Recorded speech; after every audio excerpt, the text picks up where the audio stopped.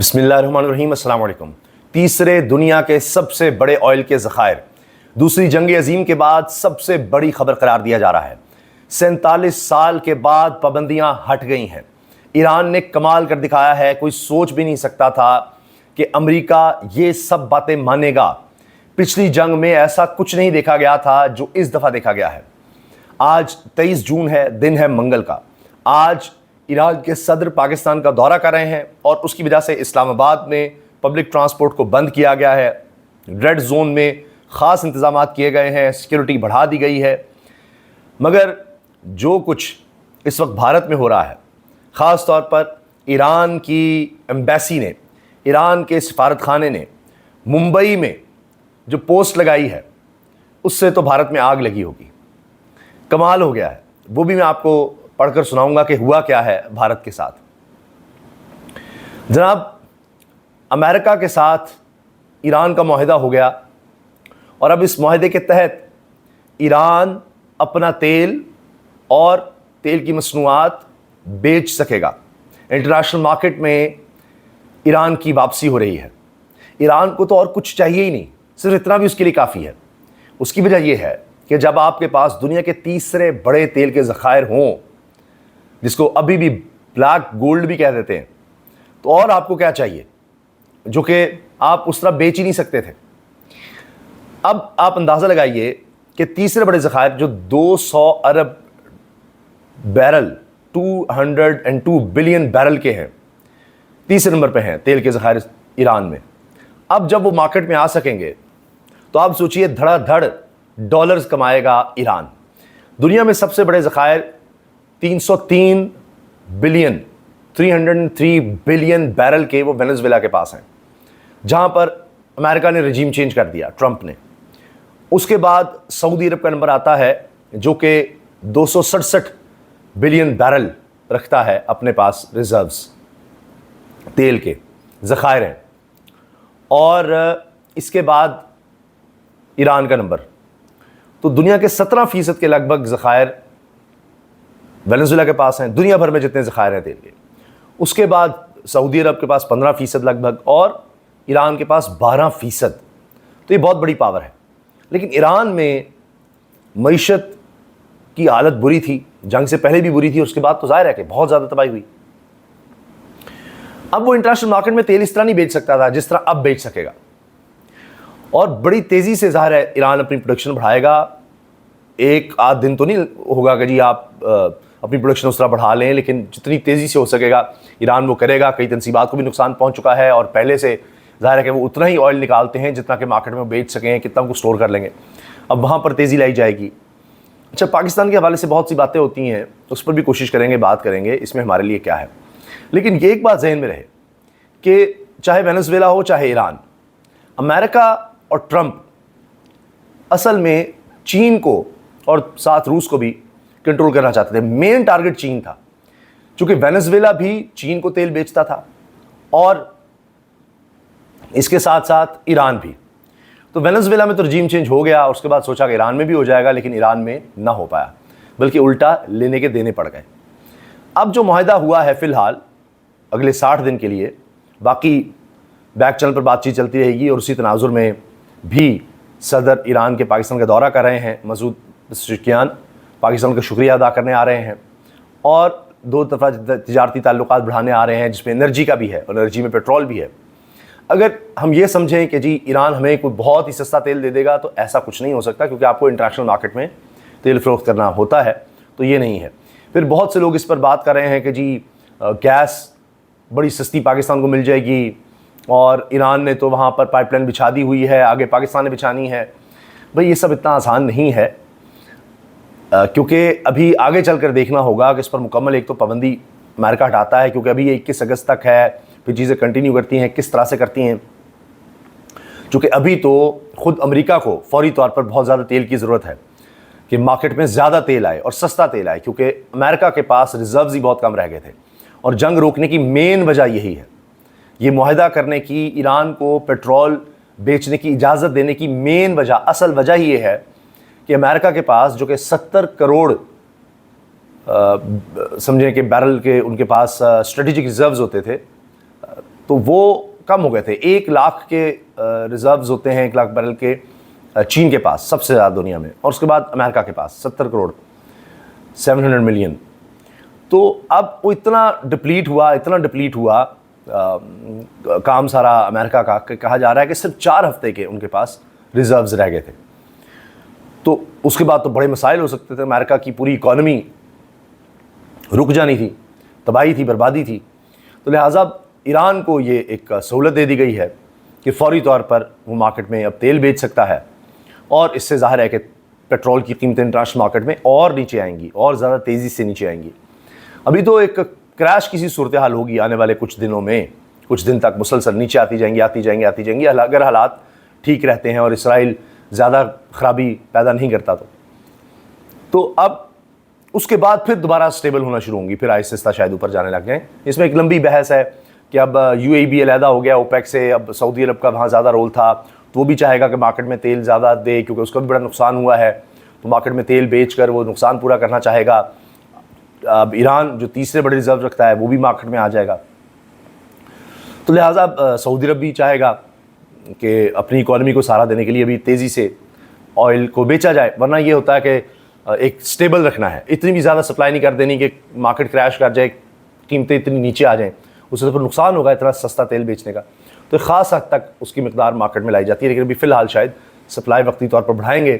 خاص طور پہ you a E us competition میں آئے گا کہ ہم زیادہ سے زیادہ بیچ کر کمائیں, کیونکہ مستقبل میں کچھ دہائیوں کے بعد تیل پر ڈپینڈنسی اتنی نہیں رہے گی جتنی آج ہے, کیونکہ پہلے اگر آپ دیکھیں تو بجلی بنانے کے لیے اب کم ہی استعمال ہونے لگ گیا تیل.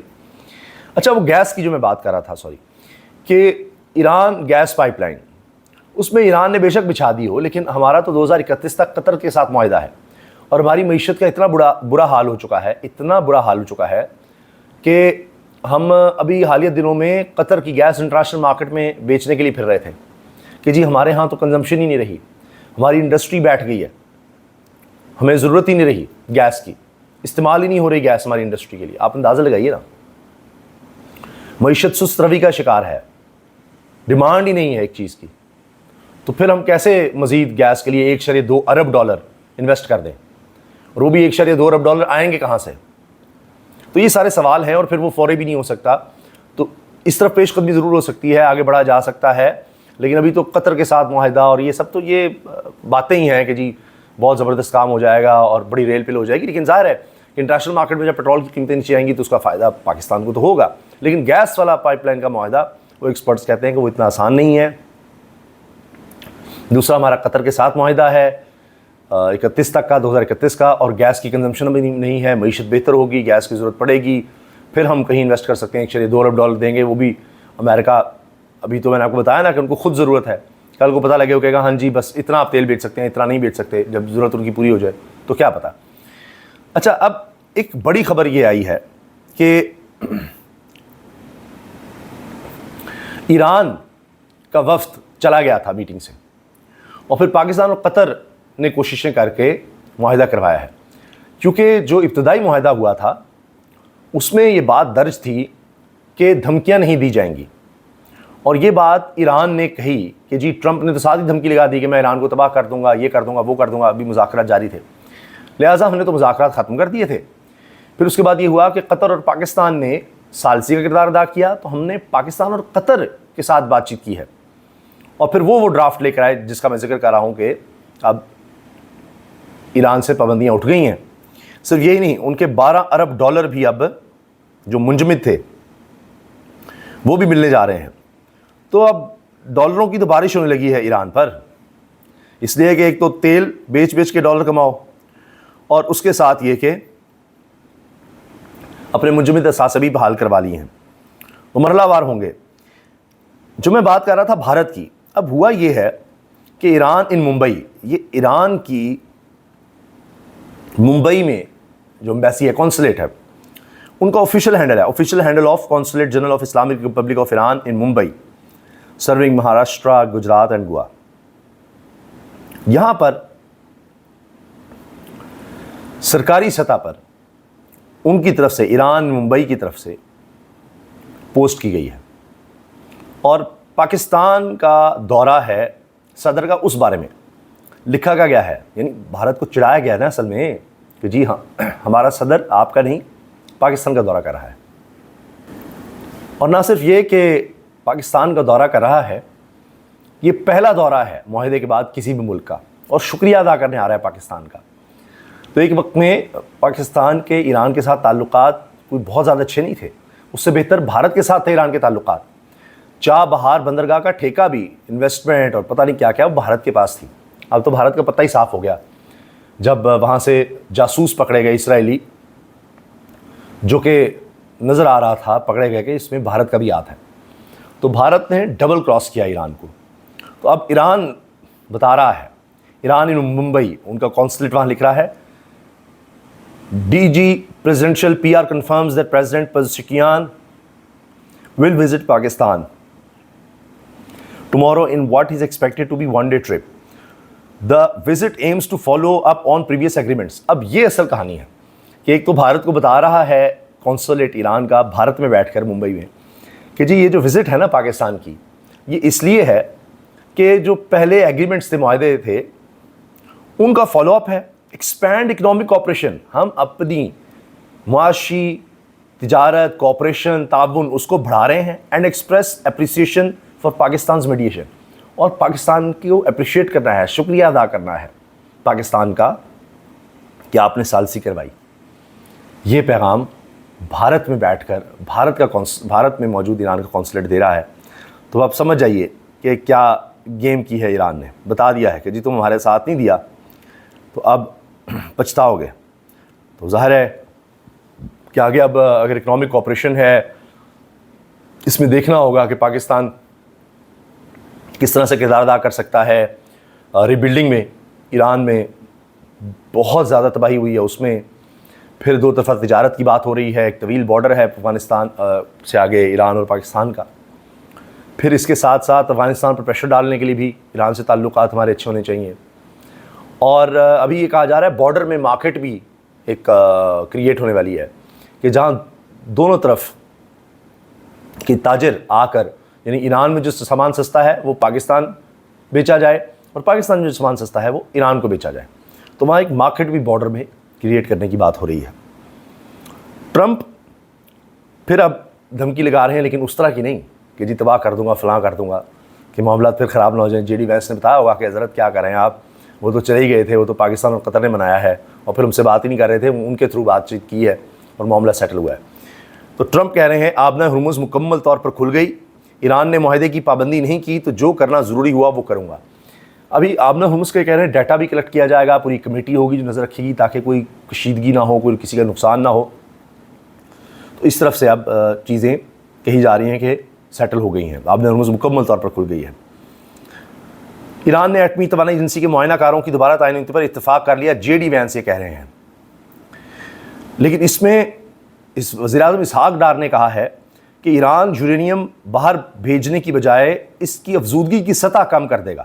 یہ معاہدہ ہوا ہے کہ یورینیم افزودہ کرنا وہ سلو کر دے گا. وہ تو پہلے کہتے ہیں جی ہم نے ایٹم بم نہیں بنانا, ہم نے انرجی کے لیے کرنا ہے, لیکن اس کو بھی اب وہ سلو ڈاؤن کر دیں گے.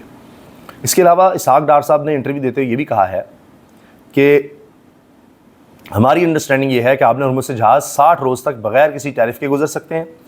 جہازوں کو صرف سٹینڈرڈ نیویگیشن یا سروس فیس دینا ہوگی جو ہوتی ہے. اس کے علاوہ اسحاق ڈار صاحب نے بھی کہا ہے کہ اسرائیل نے لبنان پر حملہ کیا, ورنہ یہ معاہدہ پہلے ہو جاتا. جب ہم کچھ کرنے لگتے تھے تو ساتھ ہی اسرائیل اسپوائلر کا کردار ادا کرتا تھا. اب بھی یہ ملاقات, یہ پیش رفت جب ہوئی ہے کہ پہلے ہو جانی تھی, لیکن عین وقت پر اسرائیل نے حملہ کر دیا تھا لبنان پر. اور پھر معاہدے میں یہ شرط ہے کہ لبنان کی جنگ بھی بند کی جائے گی. یہ تو ایران کی طرف سے شرط رکھی گئی ہے. امریکہ نے ایک تو یہ کہا ہے کہ ایران نے ایٹمی توانائی ایجنسی کے معائنہ کاروں کو دوبارہ تعیناتی پر اتفاق کیا ہے, جبکہ ایران کہہ رہا ہے کہ ایسا نہیں ہے, لیکن کچھ نہ کچھ تو ہوگا. جب اسحاق ڈار کہہ رہے ہیں کہ یورینیم افزودہ پہلے سے کم کیا جائے گا تو وہ چیک تو کوئی کرے گا نا, وہ IAEA کہ انٹرنیشنل باڈی ہے اٹامک انرجی کی, تو وہ ہی چیک کریں گے. ایک افسوسناک واقعہ یہ ہوا ہے قطر میں, قطر کے راس لفان LNG کمپلیکس میں دھماکہ ہوا ہے. پاکستانی شہریوں سمیت 13 افراد جاں بحق ہوئے ہیں. انا للہ و انا الیہ راجعون. بھارت اور متحدہ عرب امارات کے درمیان برہموس میزائل کی فروخت پر بات چیت جاری ہے, خبر ایجنسی کہہ رہی ہے. اچھا, اب یہ UAE کی بھارت سے قربتیں نسبتاً بڑھ رہی ہیں. اچھا, میرا تجزیہ یہ ہے کہ آنے والے دنوں میں شاید کہیں نہ کہیں UAE کو ریلائز ہوگا کہ پاکستان جس طرح سعودی عرب کے ساتھ معاہدہ کر چکا ہے، تو پاکستان سیکورٹی پرووائڈ کرنے کے لیے زیادہ ریلائبل ہے، زیادہ بہتر ہے. پاکستان کی ٹیکنالوجی بھی ہر لحاظ سے بھارت سے زیادہ بہتر ہے. بہرحال ابھی وہ بھارت کے ساتھ معاہدہ کر رہے ہیں، دیکھتے ہیں آگے کیا ہوتا ہے. ورنہ ہمارے چاہے جہاز ہوں، میزائل ہوں، وہ کہیں زیادہ بہتر ہیں بھارت سے ہر لحاظ سے، اور ہم نے پروو بھی کیا ہے حالیہ جنگ میں. تو اب اس وقت پوری دنیا میں بحث یہ چل رہی ہے کون جیتا کون ہارا اس جنگ میں. تو بات یہ ہوتی ہے کہ کس نے کیا مقاصد حاصل کیے. امریکہ رجیم چینج کرنا چاہتا تھا، اس طرح تو نہیں ہوئی، وہی نظام ہے. نقصان بہت ہوا ایران کا، کوئی شک نہیں ہے. ان کے سپریم لیڈر کو مار دیا گیا، ان کی اولاد کو مار دیا گیا. ان کے بیٹے اب سپریم لیڈر بنے ہیں، لیکن کہا گیا کہ وہ بھی زخمی ہیں، شدید زخمی، ابھی بھی ان کا علاج چل رہا ہے. اور اس کے علاوہ ان کے آرمی چیف کو ٹارگٹ کیا گیا، کئی سیاسی شخصیات کو کیا گیا، سائنسدانوں کو کیا گیا. بہت نقصان ہوا. اس کے علاوہ ان کا نیوکلیئر پروگرام کا، بلڈنگز کا، انفراسٹرکچر کا، معیشت کا کوئی شک نہیں. لیکن جس کو رجیم چینج کہیں کہ وہاں اس طرح کی حکومت آ جائے جو اسرائیل یا امریکہ کو سوٹ کرتی ہے، وہ نہیں ہو سکا. ان کی میزائل ٹیکنالوجی ختم نہیں ہو سکی، ان کا نیوکلیئر پروگرام ختم نہیں ہو سکا. اسی لیے تو کہہ رہے ہیں نا، اچھا یورینیم کو افزودہ کرنا آپ کم کر دیں. پھر آپ نے ہرمز، وہ تو پہلے کبھی تھا ہی نہیں ٹیبل پر، اب ایران نے اس پر اپنا کنٹرول ثابت کر دیا. ورنہ تو کئی دفعہ ٹرمپ نے کہا ہم تباہ کر دیں گے، برباد کر دیں گے، ہم آ رہے ہیں، ہم فلاں ان کے جزیرے پر قبضہ کر لیں گے، یہ کر لیں گے، وہ کر لیں گے. کچھ بھی نہیں ہو سکا. تو بہرحال جناب ایک اور خبر سنیے. سوئٹزرلینڈ مذاکرات میں $12 ارب کے منجمد اثاثوں کے اجرا کے لیے دستخط کو حتمی شکل دے دی گئی. اب آپ اندازہ لگائیے کہ کس طرح سے اب ڈالرز کی برسات ہو رہی ہے، اور یہ بہت ضروری ہے، ریکنسٹرکشن کے لیے بہت زیادہ ضروری ہے. ایرانی پارلیمنٹ کے اسپیکر محمد باقر قالیباف نے تصدیق کی ہے کہ سوئٹزرلینڈ میں ہونے والے مذاکرات میں $12 ارب کے منجمد اثاثوں کے اجرا کے لیے دستخط کو حتمی شکل دے دی گئی ہے. ایرانی مذاکراتی ٹیم کے سربراہ محمد باقر قالیباف اور وزیر خارجہ عباس عراقچی آبنہ ہرمز کے معاملے پر بات چیت کے لیے عمان پہنچے. ایرانی پارلیمنٹ کے اسپیکر محمد باقر قالیباف نے اپنے بیان میں کہا کہ آبنہ ہرمز میں جہازوں کی آمد و رفت پر رابطے کا نظام قائم کرنے پر اتفاق کیا ہے. اقدام کا مقصد کسی بھی قسم کے تصادم یا کشیدگی سے بچنا ہے. سوئٹزرلینڈ میں ہونے والے مذاکرات میں $12 ارب کے منجمد اثاثوں کے اجرا کے لیے دستخط کو حتمی شکل دے دی گئی ہے. مذاکرات کی بنیاد پر لبنان کی علاقائی سالمیت اور خود مختاری کی ضمانت دینے پر اتفاق کیا گیا ہے. یہ سوئٹزرلینڈ میں سب ہوا ہے کہ لبنان کا بھی خیال رکھا جائے گا. تو اب یہ بہت بڑی بات ہے. یہ 2 ماہ تک ایران امریکہ سمیت دنیا بھر میں اپنی پیٹرولیم مصنوعات فروخت کر سکے گا، امریکہ کو بھی بیچ سکے گا. وہ میں نے آپ کو بتایا نا، امریکہ کو بھی ضرورت ہے اس وقت تیل کی. باقی امریکی وزیر خزانہ اسکاٹ بیسنٹ کا کہنا ہے کہ شمالی کوریا، کیوبا اور یوکرین پر ایرانی تیل خریداری پر پابندی تاحال برقرار ہے. اچھا، یوکرین پر بھی دلچسپ ہے کہ اس پر بھی پابندی ہے. یہ اس وقت کی جناب اہم ڈیولپمنٹس ہیں جو امریکہ ایران معاہدے کی ہیں. اور اس میں اب ظاہر ہے کہ یہ تاریخی دورہ ہو رہا ہے پاکستان کا اس وقت ایرانی صدر کی جانب سے. اس پر سب کی نظریں ہوں گی کہ کیا کیا اس میں چیز سامنے آتی ہیں. میں نے آپ کو بتایا کہ ظاہر ہے کہ آگے دونوں ممالک اقتصادی طور پر آگے بڑھیں گے اور بہت زیادہ پوٹینشیل ہے. پاکستان کی ایکسپورٹس یعنی خاص طور پر ہم دیکھیں وہ ایران میں اب جانا بڑھ سکتی ہیں، کیونکہ اب وہ جنگ جب ختم ہوئی ہے پھر ڈالرز آ جائیں گے ایران کے پاس، ان کے منجمد اثاث سے، پھر تیل کی فروخت سے ڈالرز آئیں گے. تو اس کے ذریعے ایران اپنے تباہ انفراسٹرکچر کو، اپنی اکانومی کو بہتر کرنے کے لیے ظاہر ہے وہ ڈالرز کا استعمال کرے گا. اچھا، امریکہ نے ابتدا میں مطالبہ کیا تھا کہ ایران افزودہ یورینیم کے ذخائر باہر منتقل کرے، لیکن ایران یورینیم باہر بھیجنے کی بجائے اس کی افزودگی کی سطح کم کرے گا. نیوکلیئر فائل منجمد اثاثوں لبنان پر 3 ٹیکنیکل ورکنگ گروپس کام کریں گے. یہ اسحاق ڈار نے، نائب وزیر اعظم اور وزیر خارجہ نے انٹرویو میں یہ باتیں بتائی ہیں، اور کہا ہے جی 60 دن تک آبنہ ہرمز مکمل کھلی ہے، بغیر کسی روک ٹوک کے سب جا سکتے ہیں. سعودیہ، قطر، مصر اور امارات ثالثی کے عمل کو سپورٹ کر رہے ہیں. مذاکرات کا اگلا مرحلہ سخت ہو سکتا ہے مگر حتمی معاہدہ قابل حصول ہے. ڈیل میں کوئی منفی نقطہ نہیں ہے، یعنی ون ون سچویشن ان کی نظر میں نظر آ رہی ہے. اسلام آباد میں میٹرو بس سروس آج مکمل طور پر بند رہے گی جی، کیونکہ ایرانی صدر کا دورہ ہے. تو اس تناظر میں دعاؤں کی درخواست ہے. اجازت دیجیے، اللہ حافظ.